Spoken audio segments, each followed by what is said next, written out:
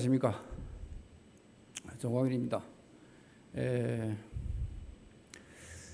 저는 이북에서 살다가 2004년도에 대한민국에 입국한 탈북자입니다. 그럼 제가 이북에서 제가 겪었던 생활에 대해서 좀 이야기 드리겠습니다. 저는 북한에서 나서 자랐고 유년 시절부터 시작해가지고 소학교와 고등중학교를 마치고 군복무를 하였습니다. 북한에서 10년, 북한은 군복무를 10년을 합니다. 10년간 군복무를 하고 전방초소에서 군복무를 했습니다. 그리고 제대하여 사회생활을 하는 과정에 북한 무역회사에서 무역일꾼으로 활동을 하였습니다.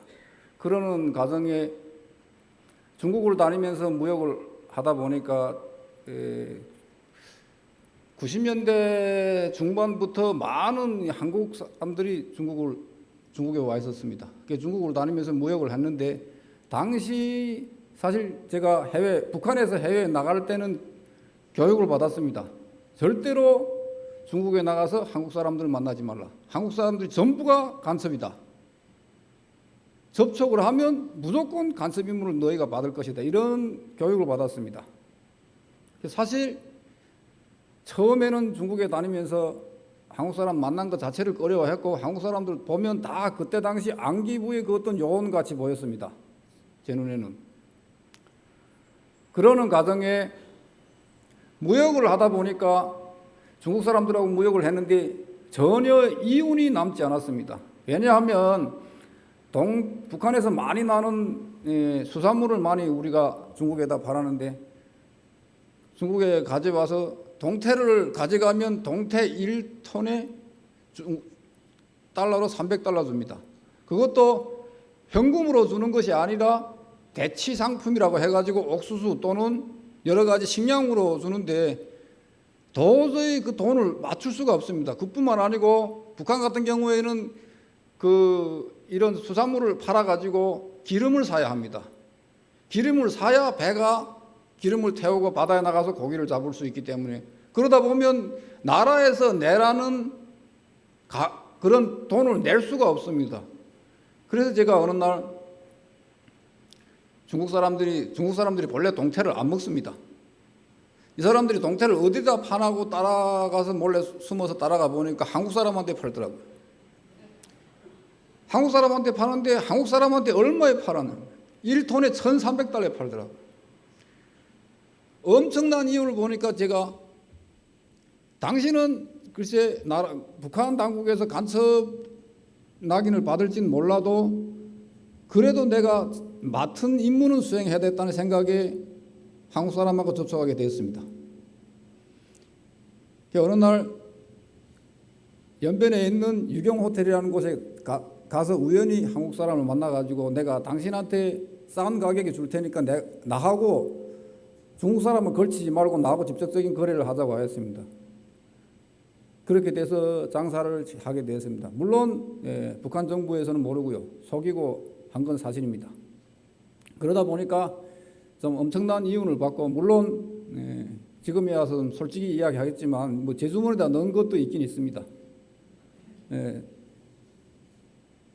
언젠가 아마 얼마 전에 작년 9월 16일에 우리민족길이라는 사이트에 저를 아예 국가 돈을 훔친 도둑놈으로 낙인 찍었더라고요. 북한에서요.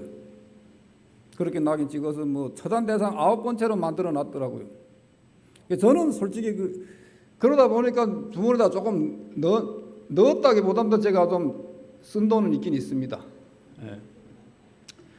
그러는 과정에 무역을 하다 보니까 많은 접촉을 했고 물론 나라에다 적은 돈을 안 바친 것도 아닙니다. 많은 돈을 바쳤습니다. 79년도에 제가 79년도 당시 824 연락소라는 데서 근무했을 당시요. 824면 8월 24일을 상징하는 날인데 그날 맞춰가지고 제가 70만 달러를 바쳤습니다. 감사문도 받은 적도 있고요. 일을 잘한다고. 그러는 과정에 제가 사실 몰랐습니다. 저하고 가장 가깝던 친구가 저를 간첩이라고 신고했더라고요. 저는 그렇게 신고된 줄도 모르고 북한으로 귀국해서 친구의 집에서 자다가 느닷없이 보위원이 와서 저를 보위부에가 알아볼 것이 있다고 가자고 해서 끌려가서 끌려 들어간 날부터 폭행을 당했습니다. 구타를 당했습니다. 강목으로 치고 첫날부터 맞아가지고 머리가 터지고 뒷머리가 강목에 맞아 깨지고, 그때 얼마나 맞았으면 제가 지금 현재 아랫니빨 같은 경우에는 다 제 이빨이 아닙니다. 다 해놓은 겁니다. 이 아랫니빨이 다 부러지고, 그러면서 저를 보고 간첩이 뭐 받은 것을 실토하라고 하더라고요. 사실 저는 간첩이 아니다 보니까 저는 간첩이 아니라고 했습니다. 그렇게 약 1개월간 제가 간첩이 아니라고 부인을 하니까 저를 따라다니던 친구의 증언을 가져다 놓더라고요. 이 친구가 이미 전에 저가 한국 사람 만나는 게 로건부터 시작해가지고 사진도 찍고 모든 걸 다 자료를 수집했더라고요. 실질적으로 임무 받은 건 없었습니다, 사실은요. 그리고 그 사람은 현재 한국에 와서도 두문이 한 번은 만나는데 간첩도 아니고요, 안기부 요원도 아니었습니다. 그렇게 수감 생활을 오래 했는데 제가 결정적으로 제가 약 10개월간 고문을 받았는데요, 결정적으로 제가 간첩이라고 인정하게 된 것은 너무나 큰 육체적 고통이었습니다. 일반적으로 뭐 전기 고문이라면 이 영화에서 나오는 것처럼 전기 고문이 아니고요, 의자에다 묶어놓고 전기 충격기로 아예 지저댑니다. 정말 그때 당시에는 까무러쳐 버리고, 까무러쳤다 깨나면 괜찮고, 그 다음에 물고문을 하면 물을 뒤집어 주전자로 퍼부어가지고 먹이고 하고, 그런데 그런 고통은 좀 참을 수가 있었는데, 제일 제가 10개월간 고문받던 중에서 힘들었던 고문이 비둘기 고문이라고 앉지도 서지도 못하는 높이에 매달아 놓습니다. 매달아 놓고 아예 방치하고 갑니다. 사람이 없습니다. 보위부 지하실에서 수감되어 있었는데, 그 가면 앉지도 서지도 못하고 있는 상태, 잠도 못 자고 밥도 뭐 음식도 못 먹고 하다 보니까 나중에 탈진해 가지고 대소변을 빠지다 다 보고 한 3, 4일씩 그렇게 매달아 놓습니다. 그러면 제가 체포될 당시 75kg였는데 체중이 10개월 지난 다음 제 체중이 36kg였습니다. 솔직히 걸어 다닐 수도 없었습니다. 바람벽을 짚고 다녔습니다. 그러면서 이야기하는데 저를 보고 그러더라고요. 나를 신고한 사람이 정체를 아는 이상 여기선 살아갈 수 없다고 그러더라고요. 그러니까 제가 그때 포기했습니다. 내가 이제는 더는 여기서 살아나갈 수는 없겠구나. 그런데 이 육체적 고통은 벗어나야 되겠다 생각하고 포기하고 제가 간첩이라고 인정했습니다. 내가 간첩이라고. 솔직히 보위부 주장이 어느 정도로 무서운가 하면요, 제가 지금에 와서도 이야기하는데요, 정말 저를 내놓고 거기에서 살아남은 사람이 몇 명 없습니다. 안건순이라고 그때가 2000년 1월 6일 날인데 중국에 가가지고 단순 탈북자지요. 이 사람은 탈북을 해가지고 너무 배가 고프니까 중국에 있는 교회를 찾아갔다가 한국 목사를 만나서 거기에서 성경책 한 권하고 쌀 10kg 중국 돈 몇백 원 받아가지고 나오다 잡혔습니다. 그 사람은 2000년 1월 6일 날 죽었습니다. 제가 있는 유치장에서요. 간첩이라고. 북한은 기독교라고 하면 무조건 간첩으로 몰아붙입니다. 제가 10개월간 그렇게 고문을 받고 간첩이라고 인정을 하니까 저는 뭐 재판을 받든가 뭐 그렇게 되는 줄 알았습니다. 그런데 아무런 그런 법적인 절차도 없이 끌려갔습니다. 끌려가서 보니까 제가 북한 사회에서 솔직히 정치범 수용소가 있다는 건 알았어도 그렇게 참혹한 줄은 몰랐습니다. 끌려가 보니까 그것이 바로 제가 끌려간 곳이 요덕에 있는 제15호 정치범 수용소였습니다. 북한에서는 관리소라고 합니다. 관리소에 도착해서 들어가 보니까 수많은 사람들이, 제가 있던 한 개 혁명화 구역이었는데요, 요덕군 구읍리 서림천리라고 하는 한 개 구역이었는데 약 600명 정도, 600명에서 800명 정도의 수감자들이 있었는데 그 사람들이 제명을 보면 정말 말도 할 수가 없는 제명이었습니다.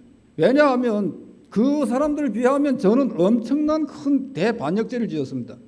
저는 중국에 가서 북한이 적대국인 남한 사람과 만나서 직접 만나 술도 먹고 밥도 먹고 했던 사람인데 거기에는 남한이라는 건 그림자도 못 본 사람들이고 고난의 행군식에 말을 잘못해서 잡혀온 사람, 그 다음에 상급이 지시를 잘 받들지 않아서도 잡혀온 사람, 남포에서 큰 그 97년도, 98년도에 큰 사건이 있었습니다. 두 개 사건이 있었는데 시마조 사건이라고 있었는데 시마조에 말려든 사람, 또한 남포 기독교 사건이라고 남포에서 엄청난 기독교 사건이 있었습니다. 거기에 말려든 사람, 이렇게 해가지고 정말 말도 안 되는 죄를 짓고 온 사람이 다 있었습니다. 심지어 어떤 사람이 있었는가? 와이프가 남편을 신고해서 잡혀온 사람 다 있었습니다. 어떻게 신고했노? 북한은 일반적으로 그때 당시 90년대에는 지금도 아마도 그럴 거로 알고 있습니다. 그렇게 하고 있다고 금방 들어온 이북에서 들어온 탈북자들도 이야기하던데, 대체로 일반적인 주민들이 담배를 못 피웁니다. 못 사서 피웁니다. 요즘은 담배값이 올라서 한국에서 사서 피우기 힘들지만 북한은 워낙 담배값이 비싸가지고요.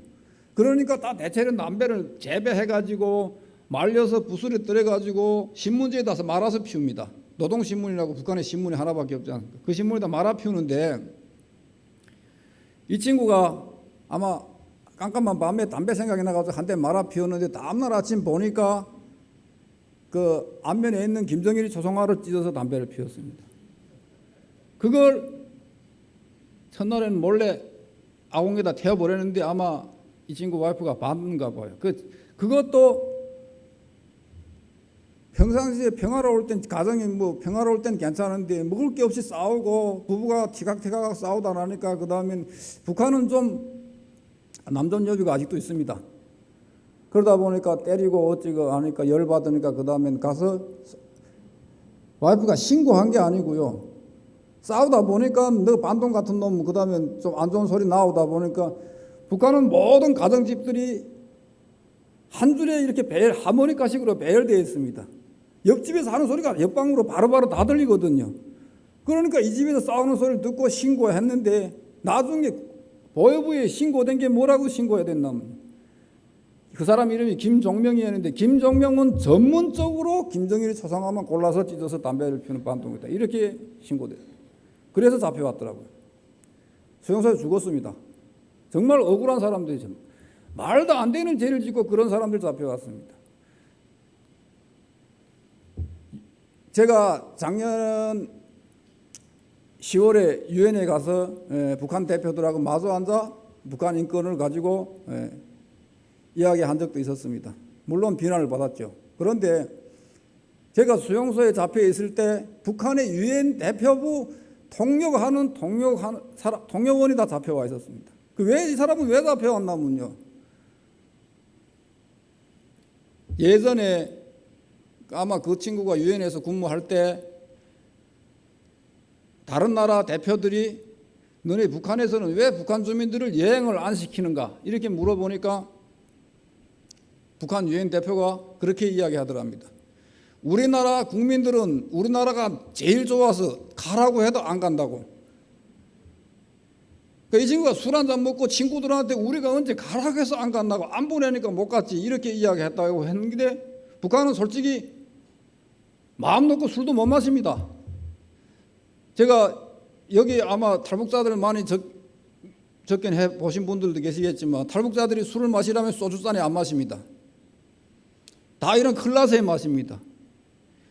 왜냐하면 북한 특성상 소주잔에다 술을 마시면 소주 한 병을 6잔을 나눠서 마시다 보면 30분 이상 가면 술을 마시면 점점 좀 간이 배 밖으로 나와가지고 아무 소리나 하고 그러면 반동이 되니까 아예 큰 거로 마셔가지고 바로 취해서 자는 것이 보안에는 좋다고 생각하고 그렇게 하다 보니까 탈북자들이 대부분이 저도 이제 한 10년 되다 보니까 습관이 됐는데 대부분의 탈북자들이 그렇게 합니다.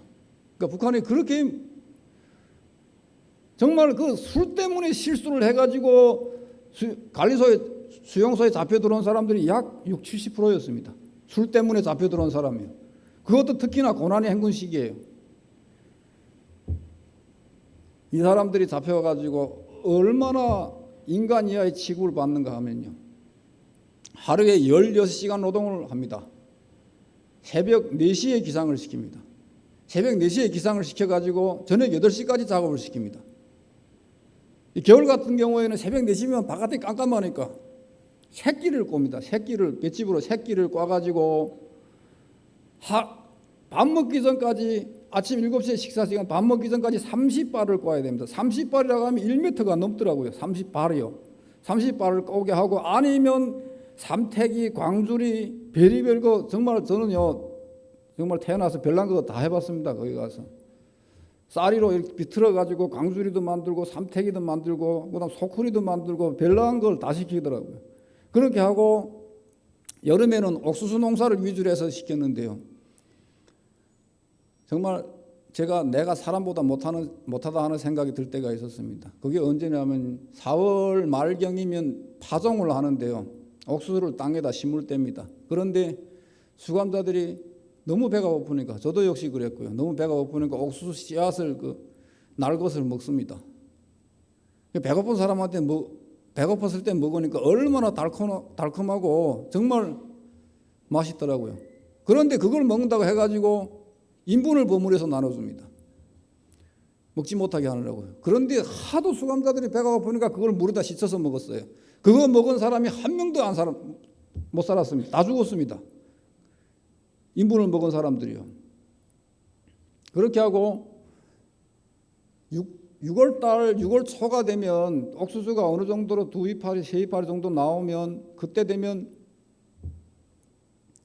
옥수수 한 포기에다가 매 포기마다 인분물을, 영양제를 준다고 하면서 인분물을 풀어주는데, 수용소 자체에는 바켓 같은 게 없으니까 나무통으로 널판지를 이렇게 토막을 잘라가지고 붙여가지고 거기에다 인분물을 풀어서 메고 다니면서 주거든요. 그런데 그게 제대로 적당한 양을 못 들어간다고 해가지고 우리가 먹는 밥그릇을 들고 나가, 아침에는 밥을 받아 먹고, 플라스틱 그릇인데 밥을 받아 먹고 갑니다. 자기 밥그릇을 들고 나가서는 인분물을 풀어가지고는 주고, 점심이면 도랑물에다 씻어가지고 다시 그걸로 밥 받아 먹고, 또 오후에 작업을 하고, 저녁엔 또 씻어가지고, 소독도 안 하고요.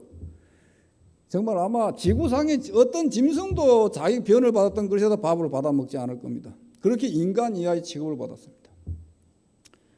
고된 노동을 하다 보니까 사람이 정말 견딜 수 없는 노동 과제를 주었습니다. 하루에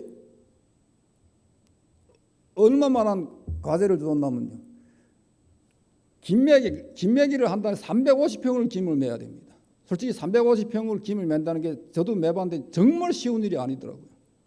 풀베기를 하면 퇴비를 만든다고 해가지고, 거름을 만든다 해가지고 풀베기를 하는데 하루 과제가 800kg였습니다. 순풀을 베어가지고 지어 날라서 갖다 쌓아놓는 것까지요. 800kg라는 게 정말 저도 너무 힘들어가지고 운 적이 다 있습니다.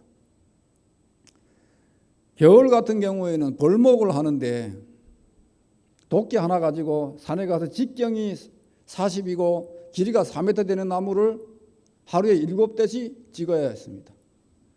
도끼를 가지고 찍다 보니까 손에 물집이 다 생기고, 이 물집이 3번 이상 터져야만이 굳은 살이 베겨가지고 절대로 안 터지더라. 그렇게 하다 보니까 대부분 수감자들이 그런 험한 노동을 안 한 사람들이 대부분이었습니다. 저를 비롯해서. 그러다 보니까 나무를 잘못 찍어가지고, 산에서 나무를 잘못 찍게 되면 바람이 잘못 불면 나무가 자기 쪽으로 넘어올 때가 있습니다. 그 미처 피하지 못하면 맞아 죽고요. 겨울에는 엄청난 사람들이 죽었습니다. 그러고도 나무를 산에서 끌어내리다가 죽고요. 정말 그 과정에도 눈물겨운 일이 있었습니다. 나무를 끌어다 놓는 곳을 보고 토장이라고 하는데, 북한에서는요, 나무를 적치하는 그 장소를, 거기에다가 옥수수떡을 1kg를 갖다 놓고 경쟁을 시킵니다. 오늘 나무를 제일 많이 나르는 사람한테 떡을 준다고 하니까 수감자들이, 완전히 굶주린 수감자들이 눈에 보이는 게 없습니다. 자기 동료고 뭐이고 없습니다. 아래 사람 있든 없든 자기 나무만 먼저 끌고 가겠다고 내려보냅니다. 직경이 30대는 나무가 위에서부터 내려오기 시작하면 속도가 붙어가지고 쏜살같이 내려오는데 그 무게가 엄청나거든요. 거기에 사람이 맞으면 허리가 뚝뚝 부러지더라고요. 실제로 목격했습니다. 그 내려오는 나무에 맞아가지고 머리가 다 깨져가지고 머리가 없는 사람이 서 있다가 확 넘어져 죽는 것도 보고요. 그런데 죄책감이 전혀 없습니다. 왜냐하면 너무 굶주리다 보니까 오직 먹어야 되겠다고 생각하니까요. 그런데 그렇게 죽은 사람들이 또 죽습니다. 죽은 사람이 또 죽습니다. 채 목숨이 안 끊겨서 신음소리를 내는 것을 질질 끌어다가 겨울엔 절대로 묻는 적이 없습니다. 왜냐하면 요독 같은 경우에는 해발이 1500 이상입니다. 1500이면 땅이 1m 50 이상 옵니다. 거진 2m까지 옵니다. 그 땅을 파려면 대여섯 명이 달라붙어서 땅을 파도 하루 종일 파도 못 팝니다. 언 땅을 꽃갱이질을 하면 요만큼씩 떨어집니다. 그러다 보니까 절대로 그걸 갖다 묻지 말라고 하고 그러다가 시체 보관실에 갖다 쌓아놓습니다. 제가 있던 서림천 구역에 화장실 바로 옆에 시체 보관실이 있었는데 밤이면 화장실 소변 보러 가면요 그 시체 보관실에서 신음소리가 납니다. 아직 목숨이 끊기지 않은 사람을 거기다 갖다 쌓아놓다 보니까 밤새껏 영하 20, 30도 되는 데서 얼어 죽어가고 있거든요. 두 번 죽음을 당하는 거죠. 그리고 그렇게 죽은 것을 4월 초 아니면 3월 말쯤에 처리하려고 들어가 보면 정말 그때는 눈 뜨고 볼 수가 없습니다. 왜냐하면 사람이 얼었다 녹았다며 부패가 돼가지고 엉켜붙어가지고 한 명씩 드러낼 수가 없습니다. 팔을 잡아당기면 팔이 빠져나오고 목이 떨어져 나오고 하다 보니까 아예 삽으로 퍼가지고 막 쓰레기를 처리하듯이 퍼가지고 싣고 가서 큰 구덩이를 파가지고 거기다 놓고 매몰에 치우고 정말 사람으로 상상하기 지금도 저는 아직도 그 후유증으로 눈이 오는 날이면 제가 악몽을 꾸는데요. 수용소에서 나무를 끌던 생각, 사람 죽은 생각 그 악몽으로 정말 수면제가 아니면 잠을 이룰 수 없는 그런 정도입니다. 아직까지도 10년이 넘었습니다. 저도 수용소에서 나온 지 10년이 넘었는데 아직도 그 악몽에 정말 이렇게 말도 안 되는 일을 저지른 북한이 지금 현재는 수용소가 없다고 합니다. 제가 거기 살다 나왔는데도요. 제가 2003년도 4월 12일에 저는 탈출한 게 아니고 사실 아까 대표님이 탈출했다고 했는데 북한은 탈출을 했습니다. 그러나 수용소는 탈출을 못합니다. 절대로 탈출 못합니다. 왜냐하면 모든 생활을 심지어 밤에까지 3인조로 움직이기 때문에 3명이 같이 탈출하면 몰라도 절대로 그렇게 탈출할 수가 없고 3명이 같이 탈출한다고 해도 3명 안에 또 한 개 조가 있습니다. 그 조가 또 움직여야 되는데 그렇게 하면 불가능한 거죠.